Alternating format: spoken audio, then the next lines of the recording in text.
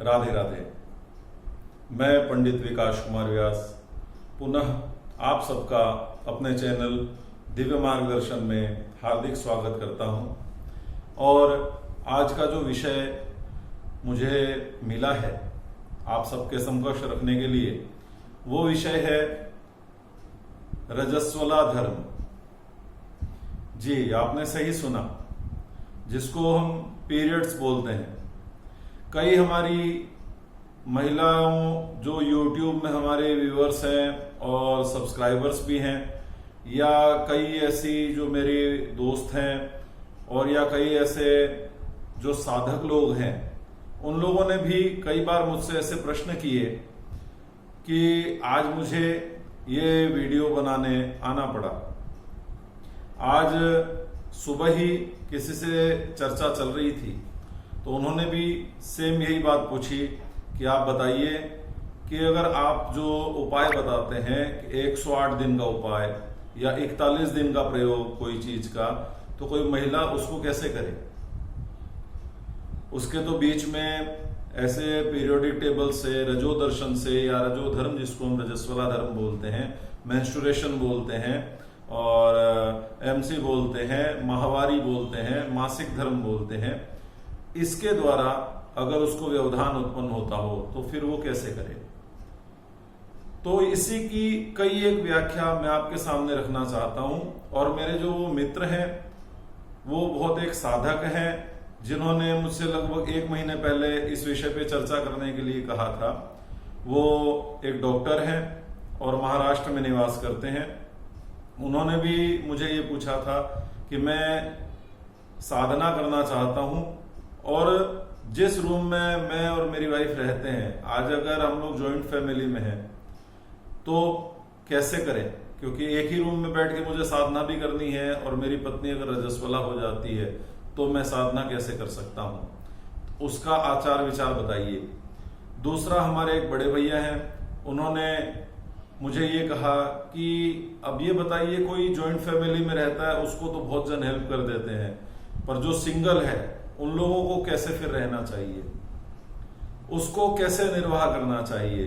तो आइए, ज्यादा समय आपका व्यर्थ न करते हुए इसी विषय पे, और आपको फिर से कह रहा हूं, मेरी वीडियो थोड़ी सी बड़ी हो जाती है क्योंकि सारी चीज बहुत अच्छे से समझाना चाहता हूं, किसी भी पक्ष में आपसे भागना नहीं चाहता। तो जो भी है वीडियो देखिएगा, अंत तक देख सके तो अंत तक देखिए, और जितना आप समझ सको, और आपकी जो भी आलोचनाएं हैं मेरे प्रति, मेरे वीडियो के प्रति, वो मुझे सुझाव में लिखिएगा। कुछ भी बड़ाई या प्रशंसा के लिए मत लिखिएगा, जिज्ञासा लिखिए, आपके प्रश्न हैं लिखिए, जो भी आलोचना है वो आप लिखिए। आइए मैं आपको बताता हूं अब मेंस्ट्रुएशन, जिसे रजो धर्म कहते हैं। धर्म शब्द लगा है ना, इसका मतलब मुंह छुपाने की कोई वजह नहीं है, इसका मतलब बच के भागने की चीज नहीं है, इसका मतलब औरतों के प्रति उनको समाज से हटाने की चीज नहीं है। धर्म शब्द लगा है ना, रजो धर्म लिखा है यहां पर, तो बिल्कुल आप इसको समझिए। क्योंकि सबसे पहले तो मैं शुरू यहीं से करना चाहता हूं।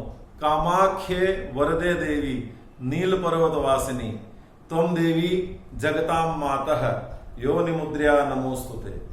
मां भगवती राजराजेश्वरी कामाक्षी, जहां पर दुनिया भर के सिद्ध साधक लोग, अभी अंबुवाची मेला लगने वाला है जून में, और वहां दुनिया भर के साधक लोग पहुंचते हैं, अघोरी पहुंचते हैं, सिद्ध पहुंचते हैं।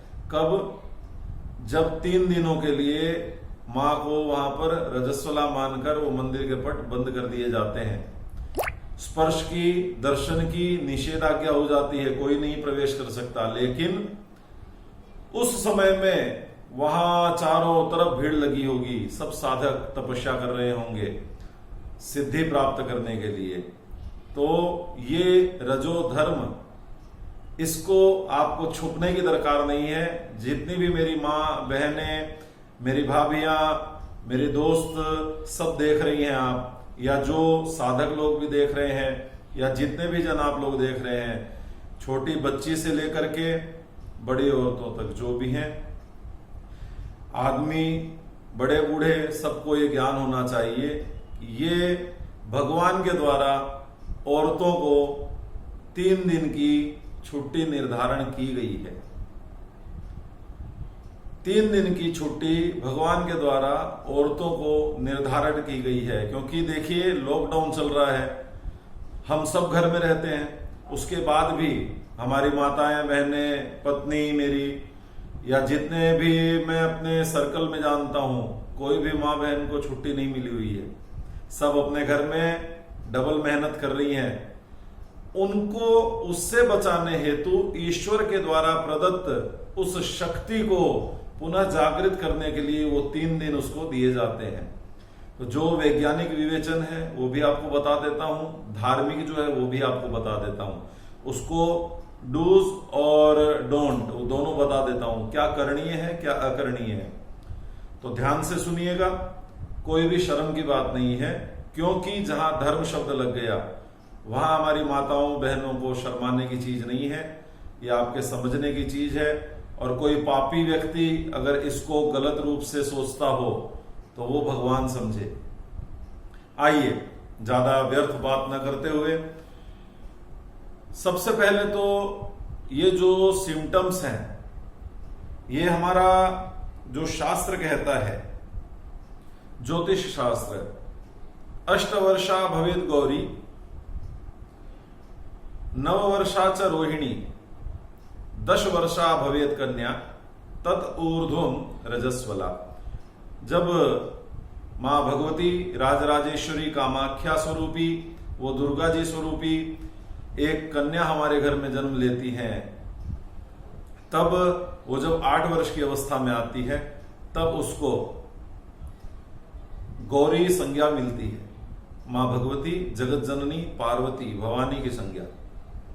उसके बाद उसको 9वें वर्ष में आने से रोहिणी संज्ञा मिल जाती है।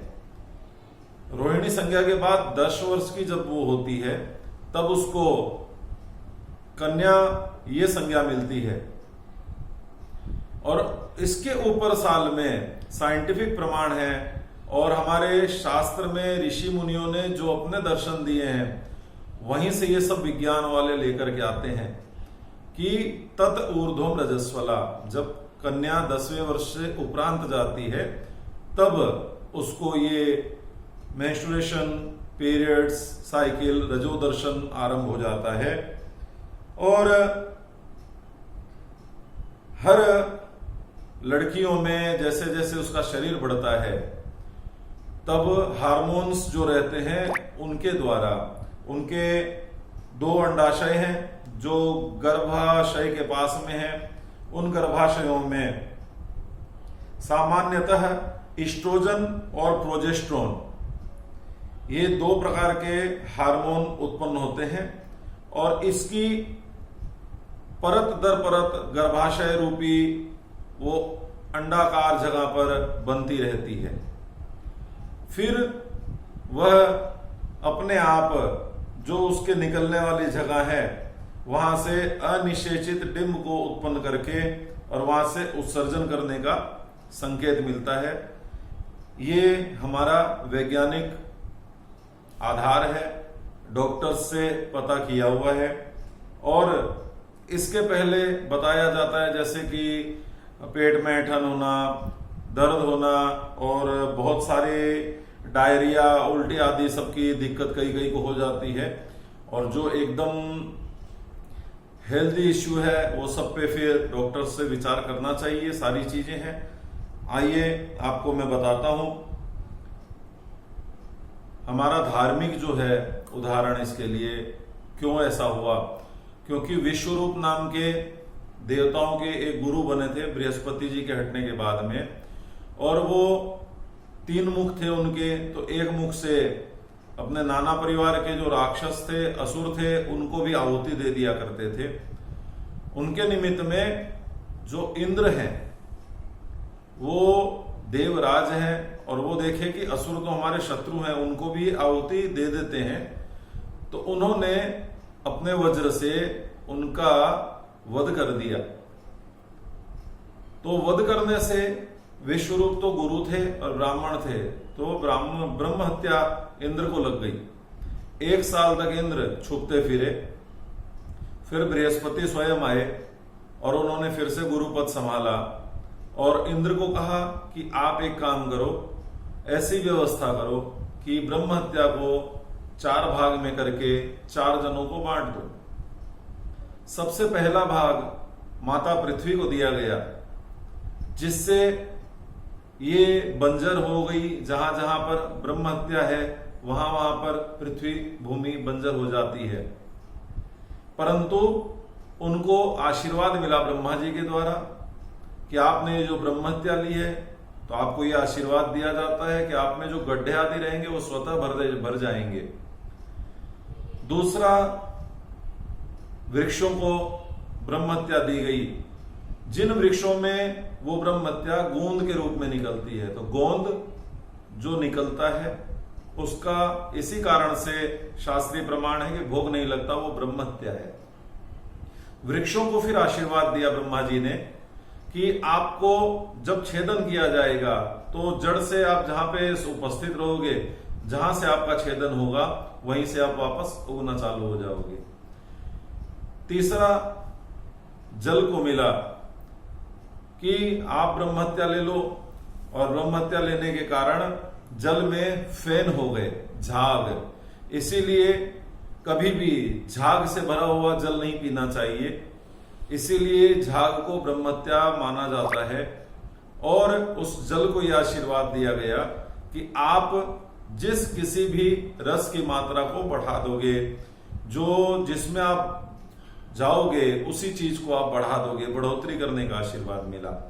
फिर जो नारी शक्ति थी उन लोगों को ब्रह्म हत्या का 4थाई भाग दिया गया और उनको ये आशीर्वाद दिया गया कि आप निरंतर गर्भाधान के उपरांत गर्भ धारण कर सकोगी।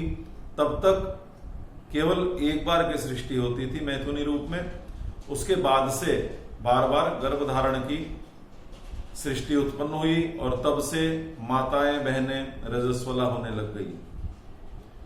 ये है हमारा धार्मिक कारण और बिल्कुल स्पष्ट है, सत्य है।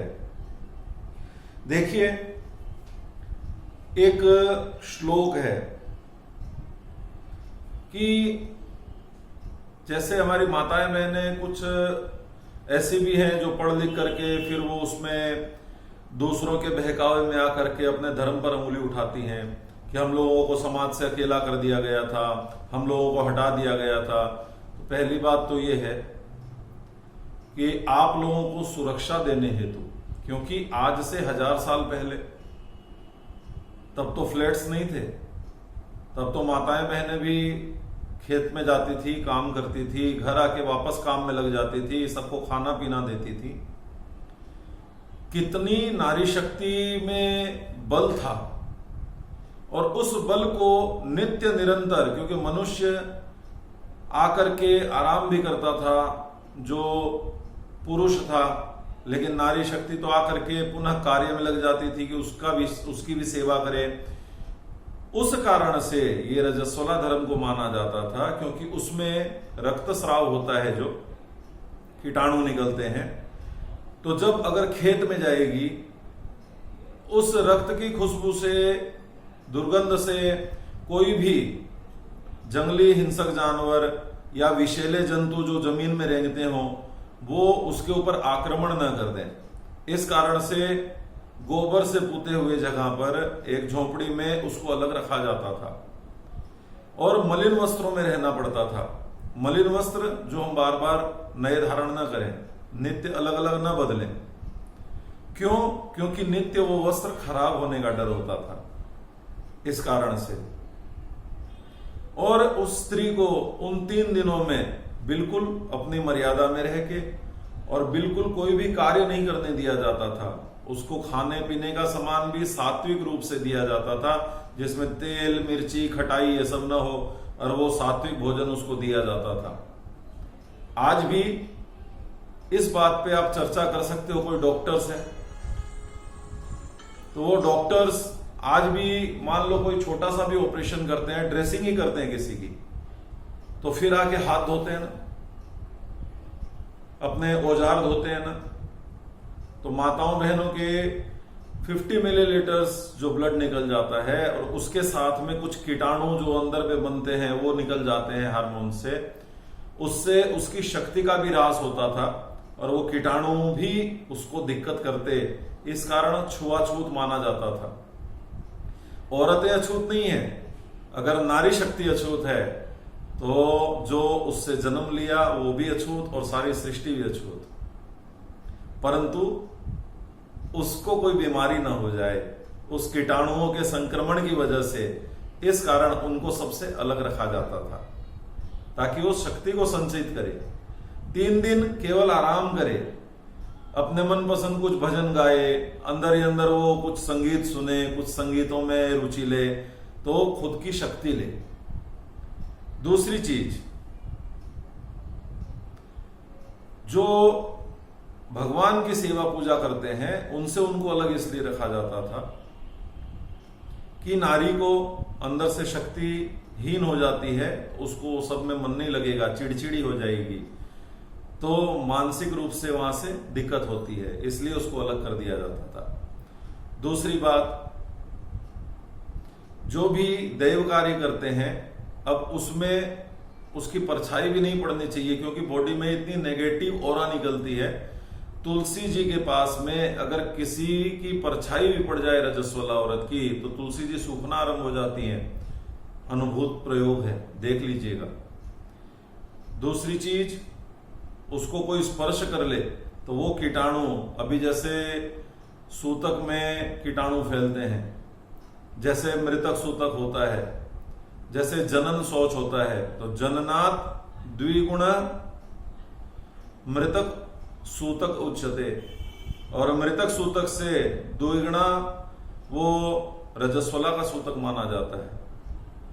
अब ये जितने भी सूतक हैं, इस रजस्वला को वो जो सूतक लगते हैं वो उसको दूर रखने के लिए लगते हैं कि आप अपनी शक्ति को संचय करो। और उनसे जो साधक हैं उनको कैसे बचना चाहिए, अगर एक ही कमरे में रहते हैं, जरूरी है आज की अगर छोटी फैमिली है, 2 हमारे और हम 2, तो उनको ऐसा रहना चाहिए कि जो इंसान है, जो साधना कर रहा हो, जो पूजा करने वाला हो, उसको उतनी पूजा की जगह में उस औरत को ना आने देना चाहिए, और वहां पर अपना ऊनी वस्त्र बिछा के रखे, स्वयं ऊनी वस्त्र बिछाकर उस पे सोए या रेशमी वस्त्र बिछा के उस पे सोए, उससे आपको स्पर्श न हो। आप अपनी जो साधना करते हैं उसका कोई भी सामग्री, उसकी कोई भी सामान उसके द्वारा छुए न जाए, औरत के द्वारा, ये आपको ध्यान रखना चाहिए।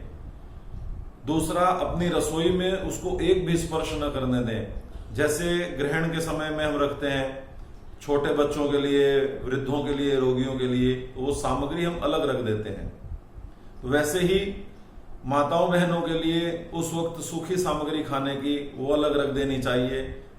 एक अलग से जल की व्यवस्था कर देनी चाहिए जिससे उनको जल लेने करने में प्रॉब्लम ना हो, तो उससे वो एक जगह रहेंगी और हम सबको भी सारी अशुद्धियों से बचाव रहेगा।